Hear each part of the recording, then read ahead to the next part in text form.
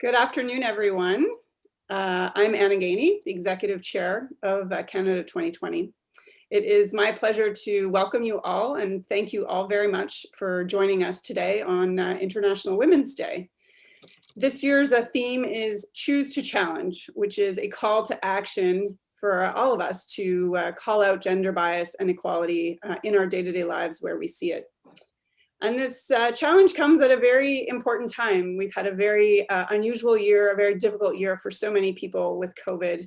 And the pandemic, the impact of it, the consequence of it, which we are still feeling day to day, have really disproportionately impacted women. And there's just a great deal of study coming out that's showing that. And I think people's lives and their stories are clearly reinforcing that experience as well. It's true not only in Canada, but it seems around the world. So at Canada 2020, we have long held a vision towards a more inclusive and equitable Canada. And that's one of the reasons we launched the No Second Chances project in, I think it was 2018 or 19 with Dr. Kate Graham. And it was a really important time to look at examining women's leadership in the most senior political roles. And we know that increasing women's representation and the diversity of the women who represent us is a very important step in addressing the gap and calling out the challenges that we see in our day-to-day lives. No Second Chances was a wonderful success. We're very proud of it. We've had over 75,000 listens to this podcast. And it culminated in the first ever gathering of Canada's all-female ministers in Ottawa in 2019. And since we still hear so frequently from the listeners and women who are just discovering the podcast, who have questions and who are thrilled to be finding this podcast and working their way through it, we thought it was a great opportunity this Women's Day to ask Dr. Kate Graham to come back and join us and pick up the conversation that she so skillfully led just a couple of years ago. So it is my pleasure today to welcome Northwest Territories Premier Caroline Cochrane, the only current female First Minister in our country, which is wild to think about, and former Ontario Premier Kathleen Wynne. Along with, as I mentioned, Dr. Kate Graham, Canada 2020's Senior Fellow and the host of No Second Chances. We've had a nice chat in the room before all of you tuned in and joined us, so I'm very excited to listen to this conversation. There's so much to talk about, and so with that, Kate, I'll turn it over to you. Thanks so much. Sounds good. Well, thank you very much, Anna, and thank you to each of you for choosing to spend a part of your International Women's Day with us this year. I will say we were having a lively conversation before this started, and I was naming that I've been struggling a little bit with whether or not to say Happy International Women's Day or let's celebrate International Women's Day this year, just because it's been such a difficult year for women. But I think it's why conversations like this about moving towards gender equity are so important, especially this year. So thank you for being a part of it with us. I am joining you today from London, Ontario, the territory of the Anishinaabe, Haudenosaunee, Attawandaron, and Lenni Lenape peoples. And we are thrilled today to be joined by people who are coming and tuning in from all across Turtle Island. So here's how today is going to work. As Anna said, we are incredibly fortunate, and it's a true honor to have two phenomenally inspiring female leaders joining us today for a discussion about COVID, about gender, and about what we need to do in Canada to see more women lead in politics, but in all sectors. And so I have a few questions to kick off this conversation, but we will try to make it feel as conversational as possible. And to you who are tuning in, there will be an opportunity to be a part of this discussion. So if you've got a question or a comment, feel free to put it into the chat. I would also encourage you, if you would like to just say hello in the chat and say where you're calling in from today, we would love to hear from you. So this is aimed to feel like a discussion with two amazing female leaders, and we're thrilled that you're a part of it. So my final note before we get started with the conversation is I would also encourage you to be active on social media. If there's something said today that you find particularly insightful and you believe that Canadians need to hear it, please tag it. We are using the hashtags Choose to Challenge and Feminist Recovery, which is the international and Canadian theme for this year. So feel free to share this discussion beyond our conversation today using the social media platforms you're connected to. Okay, so without any further ado, Premier Cochrane, Premier Wynne, thank you so much to both of you for being here. And I'd love to hear a little bit from each of you, just one at a time, just so that we can, we know you, we follow you, we admire you, but we'd love to hear a little bit about you in your own words. So Premier Cochrane, let's start with you. Many Canadians got to know our female First Ministers through the No Second Chances project, but of course you were elected once that podcast had concluded. So for those who may not be as familiar with your story, I'm wondering if you can tell us just a little bit about you. Who are you and what led you towards pursuing a path of politics? Thank you, Kate. I really, I'll start by saying I really think that the quote for International Women's Day is appropriate in my story. It's choose the challenge. So there's always been a perception that there's a certain type of person that can get into politics. And I thought that was only gender-based, but so of course, people with money are always the ones that should be, people that have the opportunities, well-educated, etc., should be in politics. And women tend to not be in that formula. But I chose the challenge. And I ask everyone to choose a challenge. My story is a little bit different than the norm, I think. I was a high school dropout in grade 9, come from a family, a lot of addictions, a lot of family violence. Ended up being on my own as a street kid, being homeless for a few years, and becoming a single parent with 2 children. So after the birth of my second child, I decided that I needed a change for my children. I was bartending at the time, and I realized I couldn't do that field. I couldn't work at nights and expect someone to take care of my children and then get them up in the days and get them to school, etc. So I went back to university. I went to school and got a degree, ironically, in social work. It made sense. I came from a hard life and I bartended for many years. So it seems easy that I could move that into something that I knew. So I came out with a degree in social work, and I chose to, even though in the Northwest Territories, there's very few people that are Indigenous and from the territories that are educated, I chose to work in the nonprofit world because I felt they needed my help more. And I worked for 20 years with low-income families and homeless women. And I kept complaining that the government wasn't doing anything. They weren't listening. Nothing was changing. We had been living off 30,000 core funding for over 30 years, and it wasn't okay. So my partner told me one day, he said, I'm getting tired of hearing you complain all the time. You're smart enough. You're wise enough. Run for politics. And I never took him serious because my life never led. I wasn't one of those people that should be in politics. So at around the same time, we had this, the Status of Women in the Northwest Territories came out with a campaign school for women in leadership. So I decided I'd take the course. I took it, and it gave me a huge amount of tools. It gave me the knowledge to be able to know what I needed to run. It gave me also the self-esteem that told me that everyone needs to be at the table. So it's not about, and even as a woman, since I've been elected, I've heard I cannot lead. The economy is going to go to hell, excuse my language. I've even heard from other women that I'm not the right woman to be in leadership, but I chose a challenge, and I challenge everyone out there. Every single woman, every single person has a right to run for politics. We all have diverse voices. We all have diverse lives. And only by having diversity at the table will we be actually representative of the population that we serve. So that's a little bit of my story in a nutshell. Thank you. Well, thank you for sharing. You have such an inspiring story, and I think all Canadians should be thankful to your partner for prompting you to run, and also for you being willing to choose to challenge. So thanks for sharing that. Premier Wynne, so you have been the person who's broken through several glass ceilings. You hold many important firsts. You've recently announced your decision to, after making a tremendous contribution to public life, that you will be retiring after this term.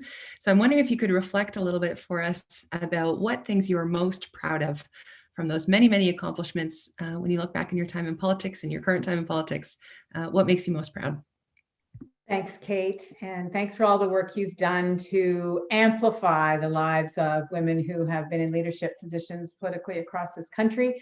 And Carolyn, Premier Cochrane, it's just such a pleasure to meet you on the screen, and I wish we were all in a room together so we could have this conversation. So, Kate, you can imagine that since we lost the election, and then since I've announced that I'm not going to run again, I've been asked that question a lot. And the question of, what am I most proud of? And usually the way I answer, and I'll just go over some of the things that I usually say, but then I want to come back because I made some notes, and it's interesting what you said, Carolyn, really dovetails with what I really believe is important about my having been in office. So I am incredibly proud of having been part of a government that rebuilt our education system in Ontario. I was Minister of Education when we began to implement full-day kindergarten. I changed the curriculum, the Indigenous curriculum, including education on residential schools. We put in place equity legislation. I'm proud of ways that we moved the bar, on things like we put in place a cap and trade system. So we moved the environmental conversation in the country by doing that, working with Quebec and with British Columbia. We improved the Canada Pension Plan, working with the federal government and all of the premiers at the table. We put in place a basic income pilot.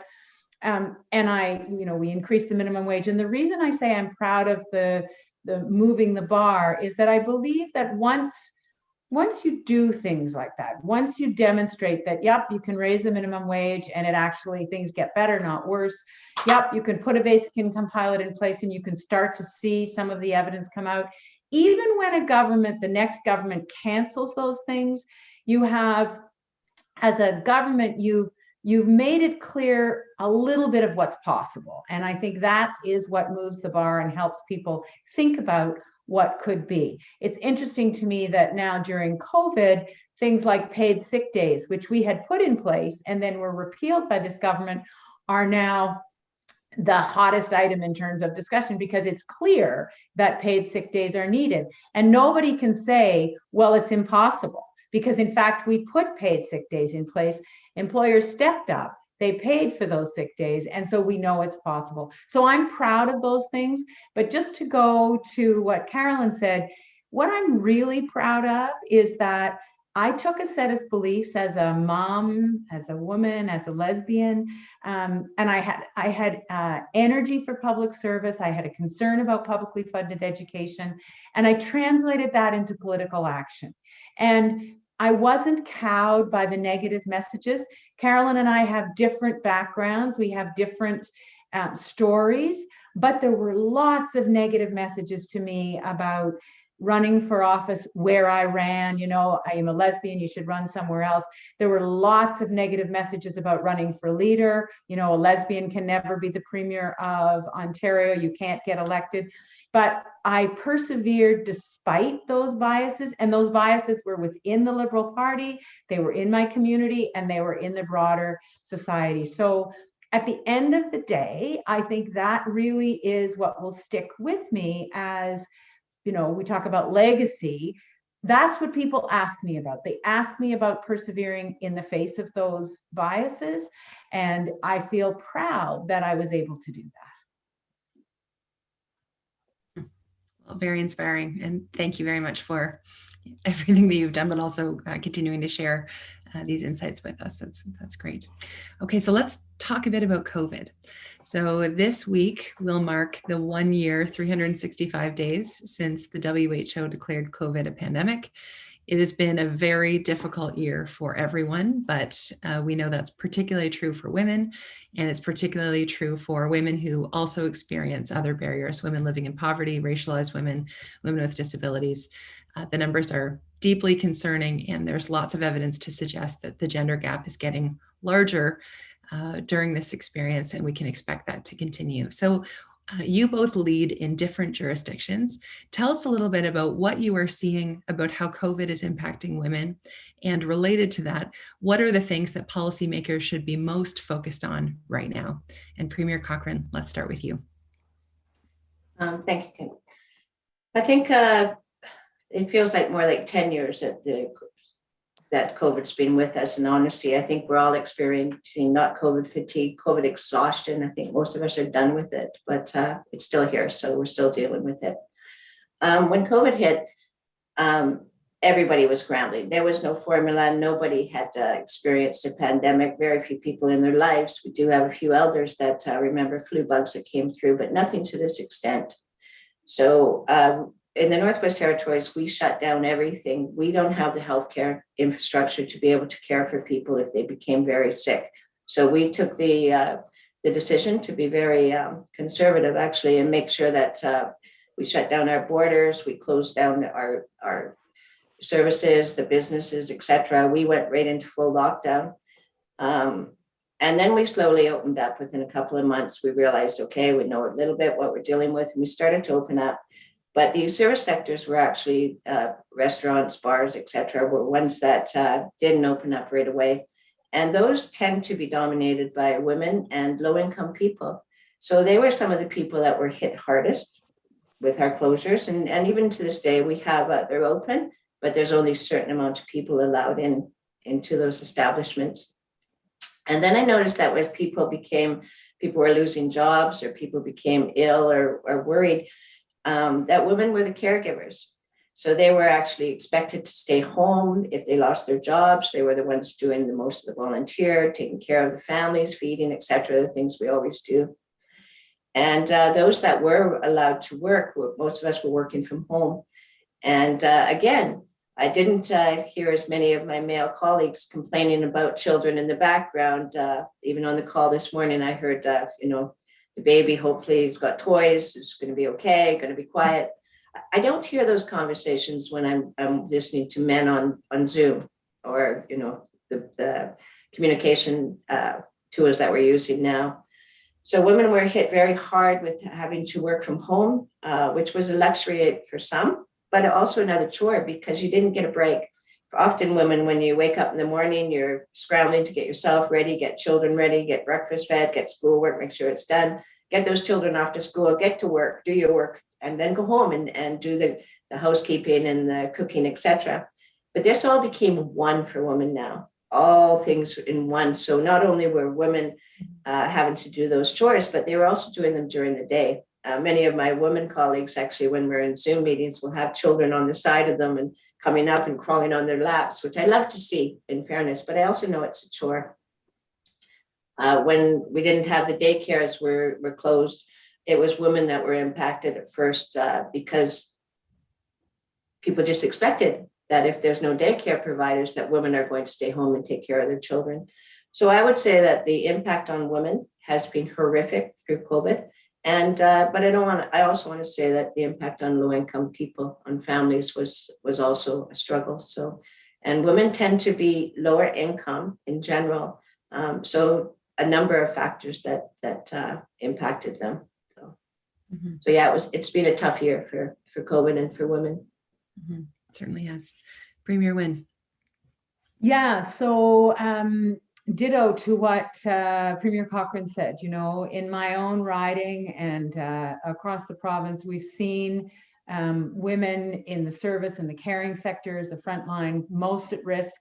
But they're also the people who are responsible for the caregiving and homemaking in their own homes. And that is a huge, huge burden. And it's the reason that so many thousands of women have left the workforce. I mean, apart from the loss of jobs, but the disproportionate impact on women has included women leaving jobs and being at risk of not coming back into the workforce. And that's one of the things that I think policymakers have to focus on now, is how do we actually help women make the transition back into the workforce? What are the supports that probably should have been there to start out with, but certainly are needed now in order to get women back?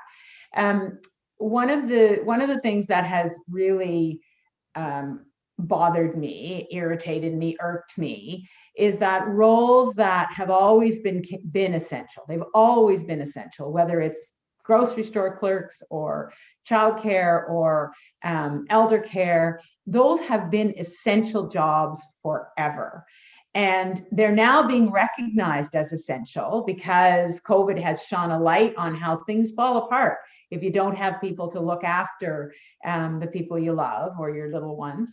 But it's really easy to imagine that once the peak of the crisis is passed and we're kind of on the tail end, that recognition of essential will be gone, that it will fade, and we will, we could potentially go back to where we were, which is where we've been forever, in that those are not the valued roles, those are the underpaid jobs and positions in society that are held by women. So I think policymakers should be focused on how to mitigate the impact of those disproportionate effects on women. That means making childcare investments, targeted training programs, wage enhancements in healthcare roles, long-term care, home care, the reinstatement and expansion of sick days in Ontario. We had sick days, they were withdrawn, as I said. And in general, I think governments need to recognize that investment will be necessary, at least in the short to mid-term, to help people make it out of COVID. There's going to be a lot of pressure to shift the focus to deficit and debt reduction. But, if we do that too quickly, we are going to further damage the ability of women to take part in their communities in the next couple of years. So that's, I think, what policymakers really need to be aware of. And as I said earlier, I think it's great that the Prime Minister has set up an advisory, a task force on helping people through the She Session. Let's hope it's real, and let's hope there's real action that comes out of that. So if I could just ask a follow-up to both of you, and this might be like a totally unfair question. You don't have crystal balls, but do you feel like this is a moment where we will see some of these things change because it's been so, when 12 times as many mothers than fathers are leaving the workforce of young kids, when 10 times as many women have had to leave their jobs over the last year. You both talked about family responsibilities. There's been so much celebration of essential work. Do you think this is a moment that's going to spark change and progress, or are you feeling like this is maybe just setting us back and we just will have further to go from this point? Maybe it's an unfair question. Well, I think the danger, just to build on what I said before, I think the danger is that leaders who try to do that are going to have loud voices yelling at them about no more money, that you can't invest any more money. And that's what I'm worried about. So, people in Premier Cochrane's position are going to have financial advisors and, members of their own caucus, their own governments, who are going to be saying, whoa, we've spent way too much money. We've got to slow down, future generations, etc. As though future generations don't need the supports of their families, their mothers, and those social services that are going to get them off to a good start. So I hope it's a moment where we will do the right thing, Kate, but unfortunately I'm old enough that, some of these moments have come before and we haven't taken advantage of them. Maybe this is different. I hope it is. Mm-hmm. I think if I add on to that, you can either look at it glass half empty or glass half full. So glass half empty means, we make steps backwards again. I do agree that people are going to start talking about budgets. They're going to start talking about hitting their limits. They're going to start talking about rebuilding the economy again. However, at the same time, I think it has brought a light onto the role of women and the importance of women. Research right across the world is saying, and it's not just myself that's seen that, it's saying that women leaders, women politicians, women CPHOs, women in the research field, in the helping field, nurses, doctors, etc., are dealing with COVID-19 differently. The countries that have more women leaders are actually more successful in dealing with COVID. It's also brought, like I said, to the forefront the necessity of women, the lack of childcare, the lack of opportunities for women.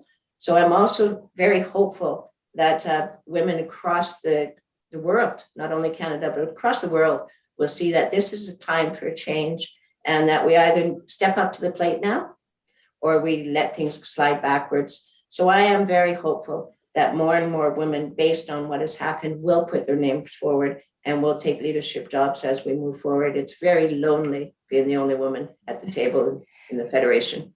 And that is so important, because if there, every table had more women at it, there would be even more hope that these things that we're talking about would be addressed. And I think the other thing is the way Premier Cochrane talks about the investments and the economy is a shift from the way traditionally we've thought about the economy. The economy includes the ability to feed our kids, to look after our kids, to look after our elders.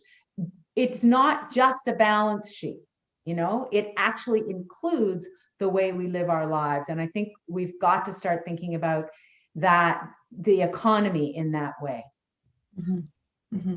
So let's carry on that same topic about women in our most senior political leadership roles. Premier Cochrane, you mentioned that there has been a lot of attention about women leaders over the last year.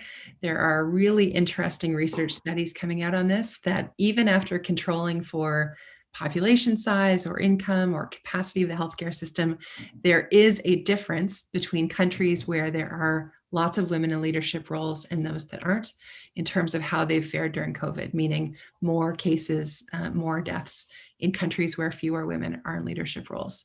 So this is obviously an emerging leadership or an emerging research area. We're all living through this right now, but what do you think explains those differences? So why does it matter? I think we sort of assume that this is that, people generally understand this, but why does it matter during times of crisis that we have women in senior leadership roles? And Premier Cochrane, maybe we'll start with you. Okay, I'd like to start by saying, so this is my second assembly I've been in. It's 5.5 years now since I was first elected and became a minister first and now the premier. In the last assembly, there was only 2 of us. We have a small assembly. There's only 19 of us, in fairness, but only 2 of us were women. One is a minister, myself, in that assembly, and the other was a regular member.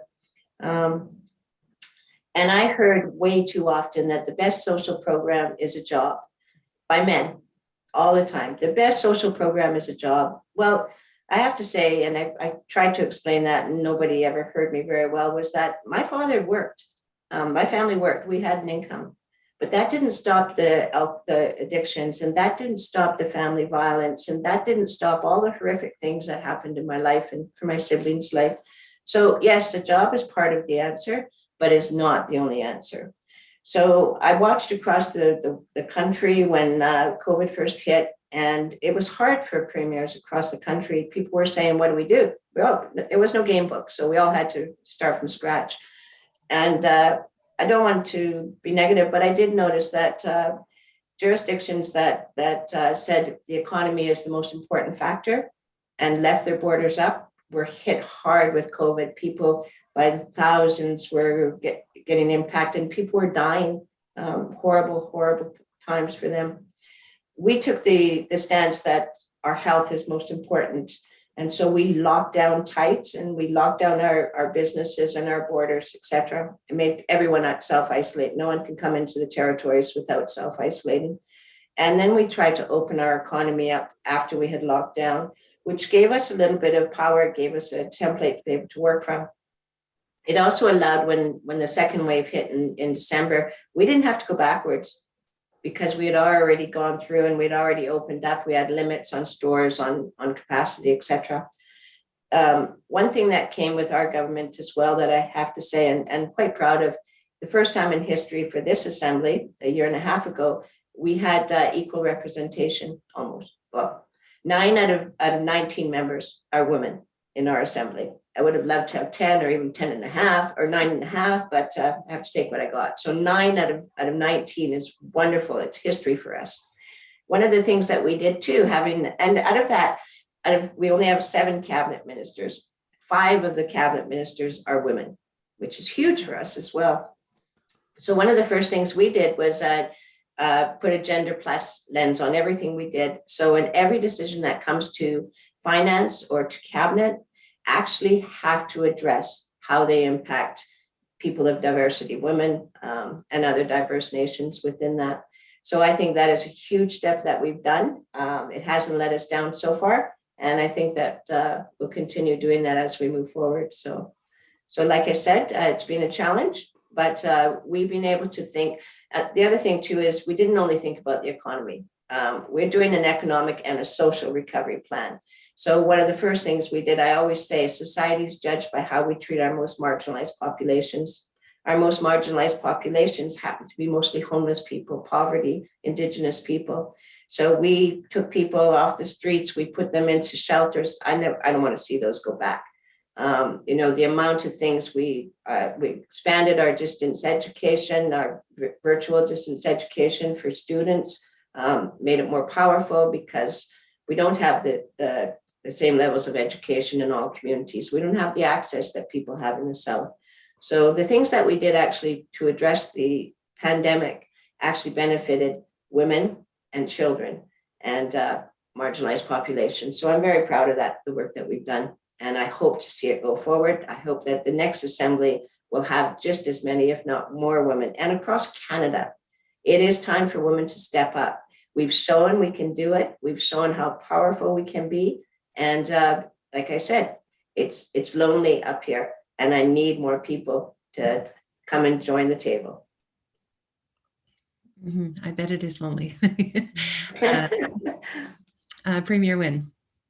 Well, I think you've heard it from Premier Cochrane, that early lockdown, that's what Angela Merkel did too, right? I mean, Jacinda Ardern, I think the notion that women perhaps were not and are not as afraid of telling the truth, that this is actually, this is worrisome. We've got to do this, and being willing to risk the economy, but not being willing to risk health. And I think that is a fundamental difference.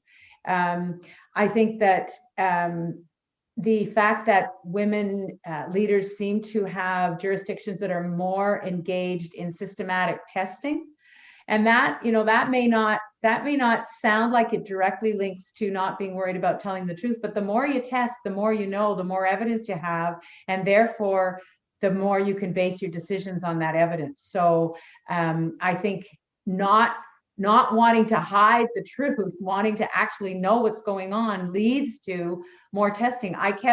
In Ontario, I kept asking that question early on. Why are we not testing more? Why are we not getting the information about what's actually going on? So I think that women-led countries and jurisdictions have engaged in more of those activities that are based in evidence, that are based in science, and they haven't been afraid to work with to tell that truth to their constituents. I don't know about the empathy piece. I mean, I was looking at some of the literature, some of the articles that have written about this, but I got to think that Jacinda Ardern's comment about the Easter Bunny and the Tooth Fairy early on, it just demonstrated a humanity and a connection to people's everyday lives that is part of that decision making.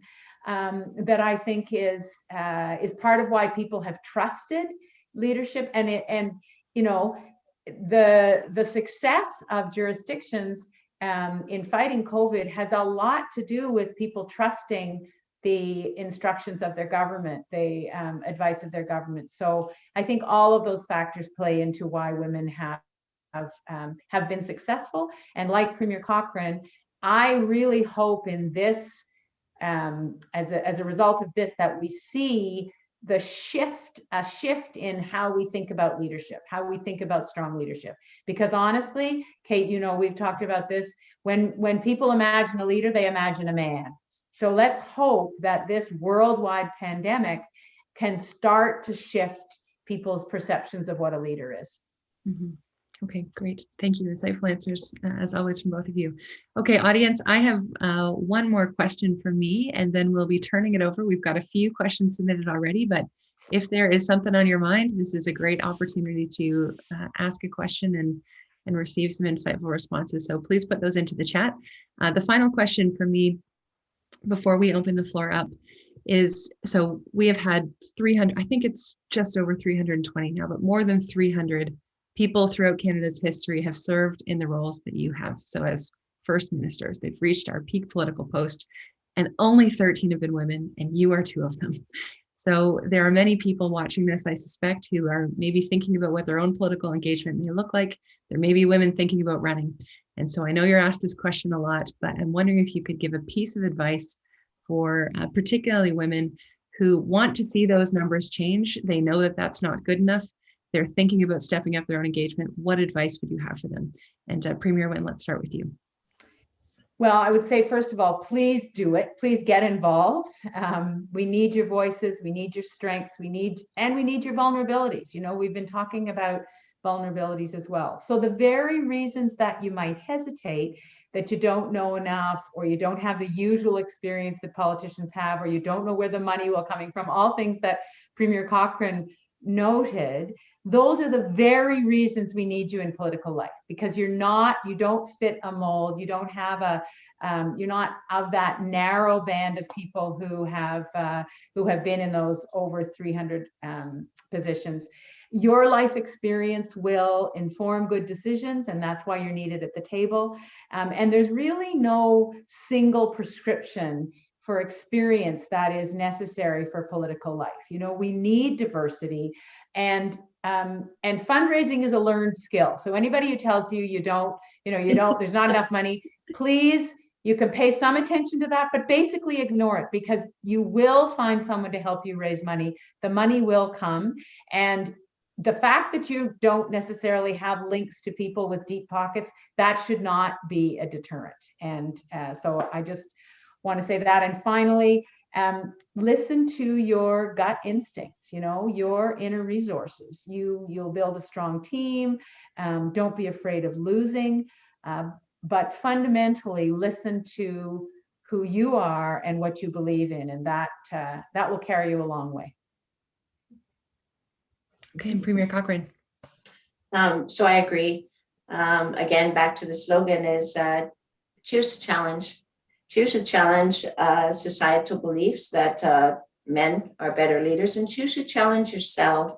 I find that one of the hardest things for women, actually, when they're thinking about leadership is looking at our own areas of concern and identifying our own strengths. I don't find that as much with men who decide to run for leadership. They look at their strengths. Why would I be a good leader? I'd be a good leader because I'm educated, I ran a business, etc. Women tend to be the opposite. When we think of leadership, we tend to think of all of our deficits. Man, I don't think I can be a leader. I got kids at home. I don't have enough money. I didn't get enough education. Challenge those belief systems, because that society has done that to you. Society has built up men to look at their strengths, because if you don't portray yourself as someone strong, you're not considered a man in society, which is a fallacy as well.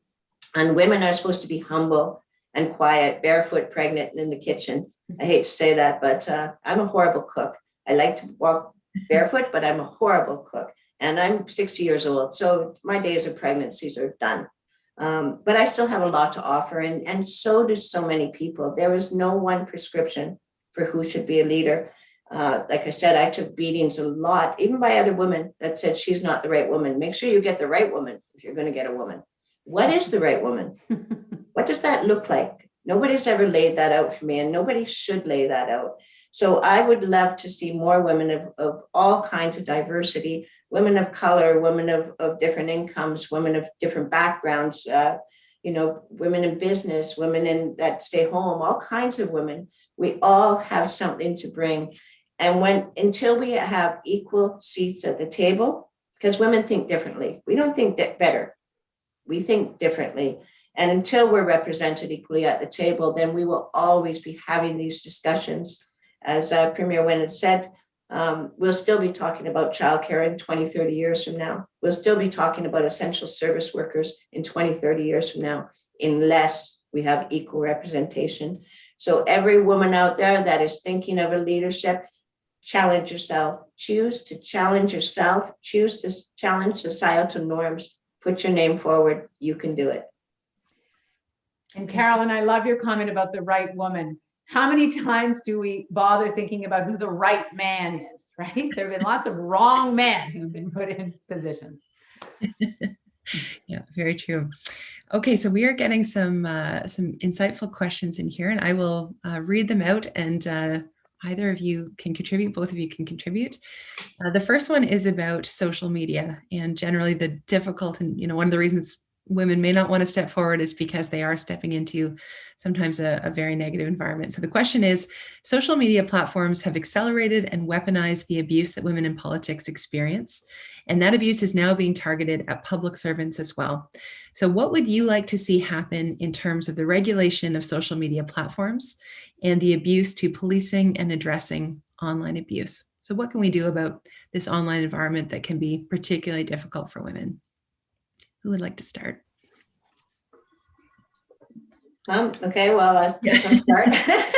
We'll squirm in our seat. We're both jumping in, yeah.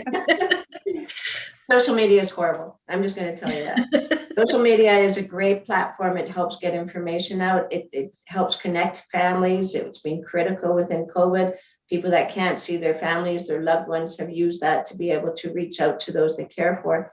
However, social media has increased the amount of hate messages that come towards women leaders dramatically. So it's frustrating. When I first started as the premier, I mean, I had some haters out there. We all have haters in life. It's just how life goes. And when you get into politics, I always say half the people will think you're doing a good thing and half the people will hate you. That's not a gender thing. That's just, I think, how it is. However, when social media became the major communications factor through COVID and people lost jobs and people were hurt and scared and angry, it became also a weapon that was used, and some of the most nastiest things that came out, I think, over this last year. People that were really hurting, and people that didn't even have real names. When you creeped out their friends list, there was nobody associated with them. The worst thing about social media is it's that the people that support you are not as verbal. It's the people that don't like you that tend to take up the airspace, and that's distressing. So I do think there needs to be some regulations around that. The names that have been called of women leaders out there, the things that I've had to look at, the things my family have had to see and be subjected to are not okay. If this is the major communication method going forward, and I see it as, then we definitely need regulations. We need to stop the allowance of hate messages. We need to stop the allowance of racism messages. We have to stop anything. And I don't believe in burning books, but I do believe in respect. And I see that when you can hide behind a fake name and not have a picture associated with you, it's too easy to slam out hate messages. And the public, for some reason, feed off of them. And then it becomes a snowball effect. So if we don't do some regulation federally on the use of these social mediums, then you're going to see more and more bullying out there. And I hate to say that, but bullying leads often to mental health issues and often can lead to suicide, tragic ends for people, or really bad choices in life. So I think that it has really highlighted the need to address that and the need to have regulations around how we're dealing with social media. Personal opinion. Mm-hmm. I just want to add, I mean, I agree with Carolyn. I know that I saw in the Q&A that this question comes from Syria Grell, who's done a lot of work on this and understands the issue really well. And I wish I had an easy answer to it. I think there does need to be more regulation. I think what Premier Cochrane said about the anonymity makes it really, really challenging. And I think if people were forced to be who they are online, I think it would be different. I think the line between hate speech and just critique has to be very, very clear. So I think there are things that can be done, and federal regulators and decision makers across all levels of government actually need to grapple with this. So that's one aspect of it, Kate. But I think there's another piece to this, which is we really have to step up our game in terms of literacy for kids, media literacy and an understanding of what these social media platforms are, because we're never going to be able to fix them completely, just as we can't fix human nature. There are going to be people who are hateful. The trouble is that social media amplifies that. So, so I think that the work that we do in our schools, the tools that parents have to help kids to understand what is and what isn't okay, have to be increased. And it was interesting to me when we were going through the whole debate about sex education in Ontario. One of the key points for me was that parents need support of institutions to help their kids deal with the horrible stuff that they see online. So I think that there's a huge education component that has to be in place as we get the regulation in place, but also recognizing that we're never going to be able to regulate to the point where there won't be dangerous, horrible stuff online. That's always going to be the case. And so we've got to find a way to help particularly kids deal with it. Mm-hmm. Okay, thank you. Okay, the next question is about the kind of narrative that we structure around the policy issues that both of you identified. So we've talked about childcare, we've talked about how we support essential work. Are we framing these things in the wrong way? So I'll read the exact language here. Do you think we need to do a better job articulating the economic imperative behind things like paid sick days, childcare, and women in the workforce? And are we failing to motivate because the narrative is focused on the wrong things? Sometimes we position these as being moral reasons rather than financial reasons. So what's your sense? Have we missed the boat on how we frame some of these issues, and has it prevented us from being able to move forward fast enough? Premier Cochrane, let's start with you. Absolutely, we've missed the boat on it. We always talk, like I'd said earlier, too often I had heard the best social program is a job. However, COVID-19 really brought the forefront about if you're going to have a job, there's basic things that we need in place. For example, childcare. Very few people as parents can actually work if they don't have any childcare. That somebody has to stay home and take care of the children. Hopefully, it'll be more men than women, but the reality is it's more women. And Premier Wynne had said that looking at essential services in our healthcare, in our service sector, etc. Those are essential workers. Those are women-dominated fields. However, if you look at them, they're usually undervalued and underpaid. And so we need to look at that as well. The more women that come in, there's more jobs in Canada than there are people. So we need women working. And women don't want all women don't want to stay home, be pregnant, barefoot in the kitchen. Like I said, I'm a horrible cook. So we have assets to bring to the workforce. We think differently. We have a different viewpoint. We have a lot to offer. And so if we only frame it as we need to take care of the economic recovery and go back to normal, like Premier Wynne had stated, and a little bit worried that all these good things that we brought forward are going to disappear, then we have missed the boat. So we now need to think we've learned, it's been put bare in our face, the importance of women, the importance of caregiving, both for children, for elders, for those we love. And so if we really have seen that over the last year, wouldn't it be a sin to go backwards and demote those positions and say it's okay to undervalue them and underpay for them? They need to be recognized. COVID's brought it to the forefront, and we need to address them properly by paying them right, and also by making sure that services are there so all people can work, not just men. Okay. Premier Wynne. Yeah, so I think in political terms, I think that it's true that we probably have missed the boat in some ways in terms of framing these issues in a traditionally economic context. I think that is probably true. And maybe I hope COVID will give us the opportunity to reframe them a bit. But I think let's just consider what the underlying assumption of that whole discussion is. The underlying assumption is that it is actually more important to frame childcare as an economic good than it is to frame it as a human good. So it's actually more important that we increase productivity in the economy than it is that children get a good start so that they can be fully functioning human beings. And I get that the economic argument is going to be privileged over the human argument. I get that, but I don't buy it. You know, I don't, in my heart, I don't believe that publicly funded education is just about making people able to make more money. It is about a society that is more equitable. It's about people being able to take part in their communities. It's about people being able to be healthier. And we may frame those as moral goods, but that's where the division between moral and economic is. It's a false separation. They are connected to one another, and we've got to reconnect them in our minds. So yeah, let's make the economic arguments, but let's not forget that the moral, the social, the emotional, psychological arguments are all part of that economic well-being.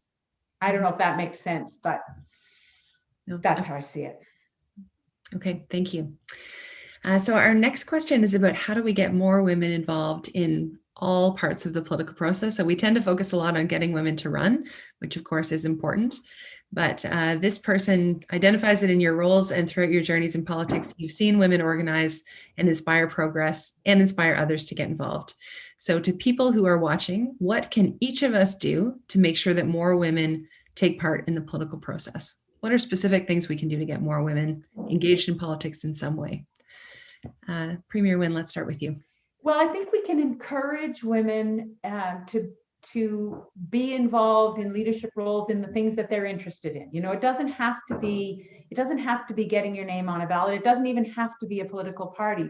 I always say to the young kids when I'm talking to groups of kids that find the thing you're interested in. You know, and if you find the thing that you're interested in and you try to make change in that area, whether it's a club at school or whether it's an organization in the community, if you develop those skills and you hear your voice in an environment where you're either taking a leadership role or you're part of a collective action, that is the kind of preparation that you need for being involved in politics. And then later, you may decide that you want to be involved working in a politician's office or being part of riding associations or campaign teams. Like there are all those mechanisms for being involved in formal politics. But honestly, it starts with caring about things. It starts with wanting to see change. And then that becomes the motivation for being involved in formal politics. I mean, politics is everywhere. Politics is in families because politics is about who wields the power and who makes the decisions. So we're all in it, whether we like it or not. So true. Premier Cochrane. Thank you. I think it starts from when we're young. Again, like I said, I'm 60 years old. So I remember when I was young, times are changing a little bit, but not a lot. When I was young, women got Barbie dolls and boys got skates or hockey pucks. And I am seeing that changing a bit, but not a lot. I'm still noticing a lot of girl children are getting Barbie dolls and a lot of boy children are still getting hockey pucks. Why can't women have hockey pucks and why can't boys play with toys, with dolls? They're going to be parents one day, a lot of them, so they should learn soon. I also think that, so I think that starting young has to be considered. I also think that the school systems actually need to change. There is a reason, I'm not even sure what it is, but people get graded A, B, C, D, and F in school. How does it feel to get an F? It means you failed. You're a failure in life. That needs to change. We need to focus on the strengths of people. Of all genders within our youth, because if we focus on the grade system, it tells people that there's winners and there's losers in life, and I don't believe that's true. I believe each person has strengths that we have and areas that we need to work on, all of us. So I would love to see that change. Probably not in my lifetime, but eventually that we will focus on the strengths that people have. I think there needs to be more leadership training in schools so that all youth can actually learn what it is to be a leader, learn what the skills are, and learn it also, when you learn to be a leader, you also learn other things. You learn about self-esteem building, you learn about not bullying people, you learn about listening to other voices if you're doing it properly. So hopefully that'll take a focus as well. But the bigger thing is supporting each other. It's hard enough when you have your own self-doubts if you're going to run for leadership. It's hard enough when you have a whole bunch of men out there saying, don't do it because it's a man's world. But it's really tough when you have other women fighting you as well and saying that women shouldn't do it. You're going to become aggressive, you're going to become horrible, you're going to be this and that. So we need to support each other. I really believe in the campaign schools. I think that I wish that federally we'd have more campaign schools for women across the nation. It made a difference for myself. Out of the majority of the women that actually got elected into our legislative assembly this term actually took part in the campaign schools. The campaign schools, like I said, gave us the tools. It told you what you need to do, what literature you need, what steps, how you get out there. But it also taught us about fundraising, which is something that women are not usually good at. And I hate to say that societal, but it is societal. Often seen when you ask people for money, especially if you ask a man for money as a woman, there's often implications that come with asking for that money. And that needs to stop. We know it's wrong, but it's out there. So help each other. Promote women that are running for leadership in any kind of leadership, not just politics, but anything that they may be looking at. Promote them, walk with them, knock on the doors with them, and find out what you can offer. Because every person, you might not want to be a politician, but you have lots to offer. So if you can help somebody that is campaigning, either with fundraising, editing their papers, writing their papers, developing promotional things for them, all kinds of things, just spreading the word. As long as women keep taking down women, we will have a struggle to get there. We need to support each other to be able to climb the ladder, to be able to sit at the table, because it's a high table. But only when we support each other will we actually get there. Mm-hmm. Mm-hmm. Okay, wonderful. Thank you. Okay, so we are down to about 15 minutes left, but I do want to flag, someone asked a question about long-term care, which has obviously been a very important part of this whole experience over the past year. The number of deaths have been totally unacceptable. And so the person asks about, this is a chance to hear from two leaders in two different jurisdictions. But I think the heart of the question is, what do we do about this? Is this something that we need federal standards to solve, or is there something else that is needed? And Premier Wynne, I'm wondering if we can start with you. I know you've done some writing and some really insightful comments about the kind of change that's needed. So what do we need to do about addressing the long-term care crisis that has really captivated the attention of the country over the last year? So Kate, I think there are some immediate things that should have been done and still need to be done. And those have to do with staffing in long-term care homes and in retirement homes and in home care, quite frankly, because we're talking about that continuum. So increased staffing, more support for example, the scheduling in those jobs, because they're very precarious in terms of people's ability to piece together a job. And the sick days discussion has come out of the horrible conditions that we've seen workers, particularly in long-term care homes, have to deal with. So the need for sick days for all of the workers in our long-term care homes. So I think there are some immediate things. There was a promise of increased funding for wages, and I think that is something that needs to be permanent.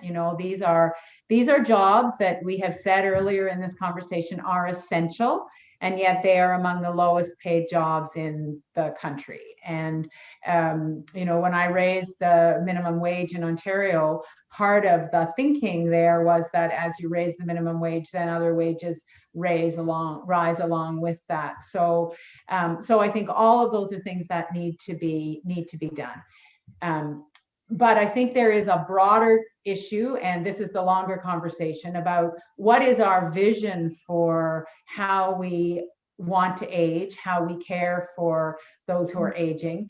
And just building more long-term care homes is not the answer. Most people don't want to be in a long-term care home.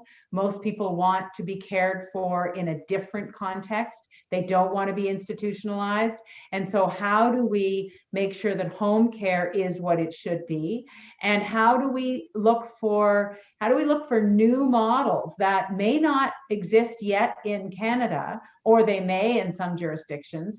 How do we facilitate intergenerational living? Instead of putting up barriers to intergenerational living, how do we remove those barriers? And how do we take healthcare and support to where seniors are? So, there's something called a naturally occurring retirement community. And how do we put that on the continuum of care?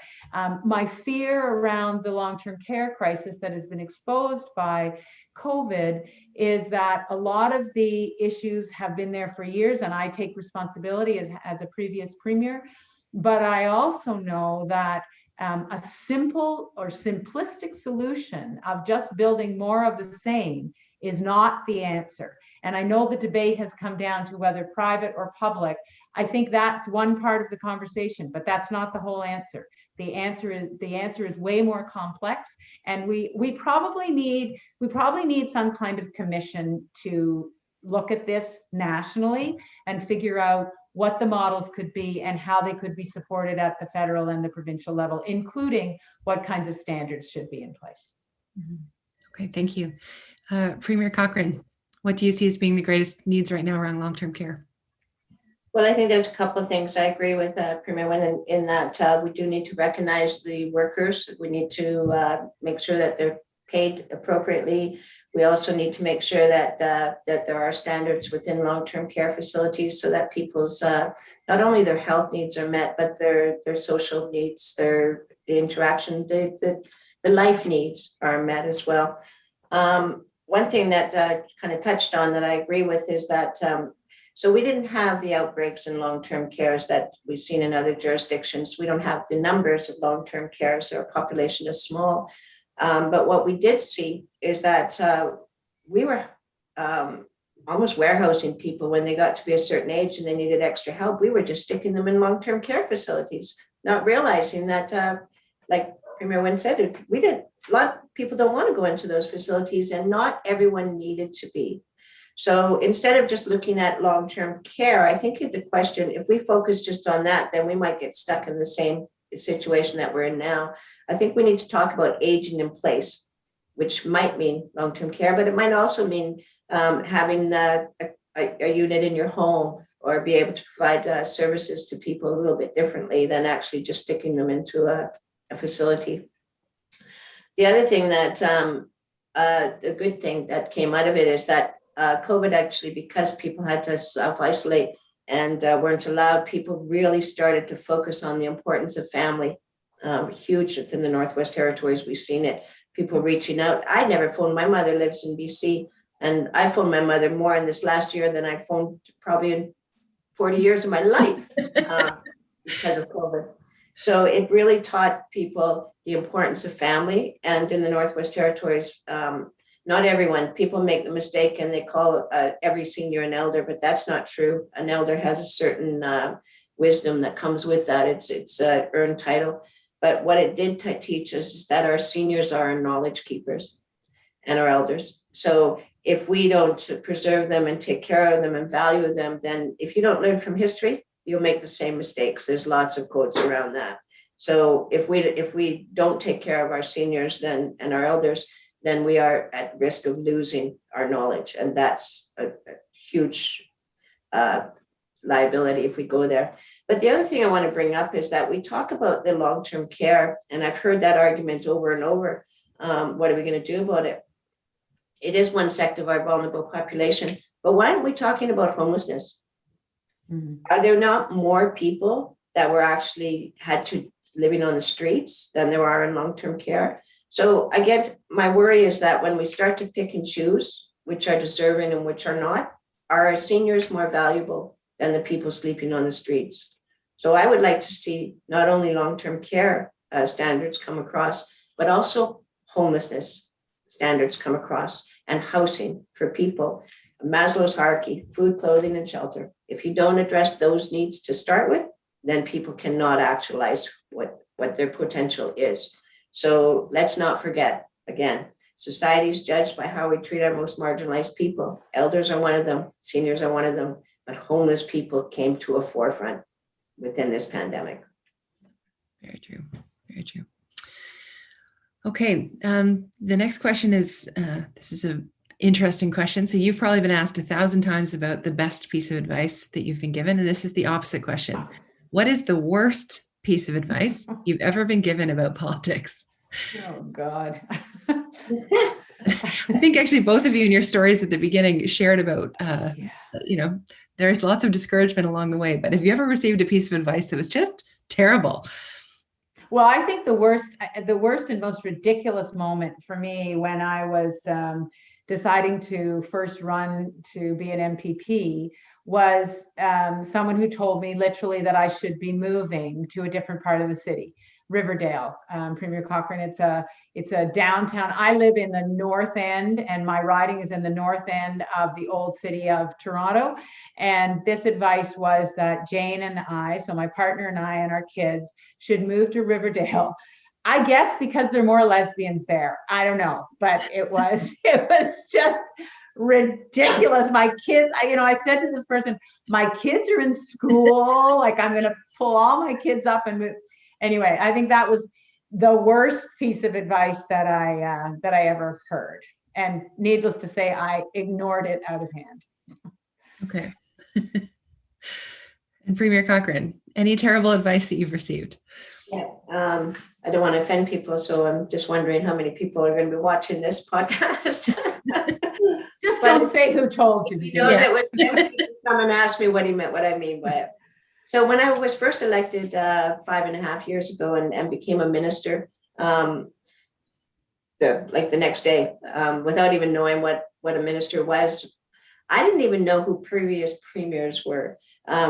Premier Joe Hanley lives in my riding, and I knocked on his door when I was campaigning. I didn't expect to get elected. I was bringing up homelessness to the forefront, was what I campaigned on, not expecting to get elected. So I had no idea of who our premiers were, who ministers were, what their jobs were. I didn't know anything. And then I got elected, and then I became a minister, and I went, man, what's my job description? You don't have a job description. Basically, they told me you can do whatever you want. And then all I got for 6 months was, but you can't do that, but you can't do that. So you can't do anything you want when you get elected. The worst advice I got, though, was, and I took it seriously. When I first became a minister, one of my male colleagues came in and told me that departments were hard and they were going to do everything they could to not listen. That's true. Departments are hard. Corporate culture is hard to change. And that the way I had to deal with it was to be aggressive and raise my voice. And if I don't yell at them and if I don't be firm with them, then they won't change. So I took heed of it, and I made the mistake actually of doing that. And so I'm a social worker. I'm a mom. I'm a grandmother. It's not my nature to, when I was young, yeah, I yelled and screamed. But as I got older, I realized that's not who I wanted to be. So I fought for many years to change that dynamic of myself from being that angry woman to actually being a kinder woman. So I got into this position and I was told you have to go right back to being that angry woman if you want them to listen. And I did. I took my management team and I was yelling and screaming and pulling my hair out and saying, do you want your job or not? But it ate me internally. And over time, I realized that all it did was make them afraid of me, and it never moved them. In fact, they just hid things from me. So the advice was, be like a man, be assertive, be yelling, be loud if you want to be respected. But that was a fallacy. The advice that I would give is be yourself. If you feel that your management style, because you will be a manager if you are a politician, if your management style is to yell and scream and pull your hair out, then go for it. You might not have no much hair left by the time you're finished. But if your style is to be more compassionate, to actually listen to people, treat people like a team, look for all of the advice from around the table, and then pick the best idea, which I tend to focus on, then do that as well. Be yourself as a leader. Don't listen to anybody tell you how you have to be a leader. Don't break the law. You That turned a is question great advice. you turned a question about bad advice into some very good advice. So thank you Yeah. very much. So we're into our last few minutes here, but I'd love it for the final word to have people who are tuned in today and women across Canada just generally be able to just hear a message from each of you about International Women's Day. As we said, this has been a really tough year for women. We've seen women trying to hold it all together, kids at home, working from home, managing all kinds of crises. Just as a final word, is there any message that you would like to give to Canadian women today as we're celebrating International Women's Day, appreciating it's been a tough year? What would you say to women who are trying to feel celebratory about this day that is supposed to be a recognition of us? And Premier Wen, maybe we'll start with you. Well, what comes to mind is just you are awesome. You are awesome people with awesome stories. And I wish that every woman in this country could feel that, because there are so many messages that that seem to negate that. But, you know, no matter what you are doing, no matter where you are, what your work is, you are doing your very best to look after your kids, to look after your parents, to make a life for yourself. And that is wonderful. And I think the more stories that we can hear from each other, the better off we're going to be. So I guess the last thing I would say is just if you can find a child within the next little while and just talk to them about your story and listen to them, that exchange is so important. That's how we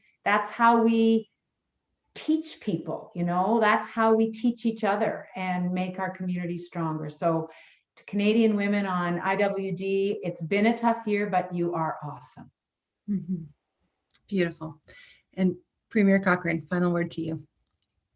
Thank you. And I do agree, women throughout are awesome, and women throughout need to be recognized for their strengths, whatever you choose to do in life. If it's what is in your heart and your passion is there, then that's where you're meant to be. But I have a goal. I'm going to be honest. I want more women in leadership. I want more premiers on the table. So I'm going to put a plug in for that as well. So I'm going to tell women, choose to challenge. You can do it. You can do it. Don't let that self-esteem, all those negative feedbacks take a hold of you. You have the skills to do it. You have the knowledge. You have a lot to offer. You deserve to be here. And we need you at the table. So that is my plug for today, is that choose to challenge society and choose to challenge yourself. You deserve to be here. Thank you. Mm-hmm. Well, to the two of you, thank you so much for your inspiring words today. You are both awesome as well. And we are very lucky as Canadians that both of you are willing to choose to challenge throughout your careers, but also that you're continuing to do that. So thank you for making the time to be here. And to each and every person who is watching, thank you for making Canada 2020 a part of your International Women's Day. I hope next year it feels much more natural to be celebratory. I hope this is a year of progress. But for today, just to echo these words, women are amazing. Women have shown their resilience and their strength this year. And I hope today each of us can celebrate that. So thank you very much for tuning in, and we'll see you next time. Bye, everybody. Thank you. Thank you, everyone. And good luck, Premier Cochrane. I can't wait to meet you in person, Premier Wen. Yeah, absolutely. Look forward to it.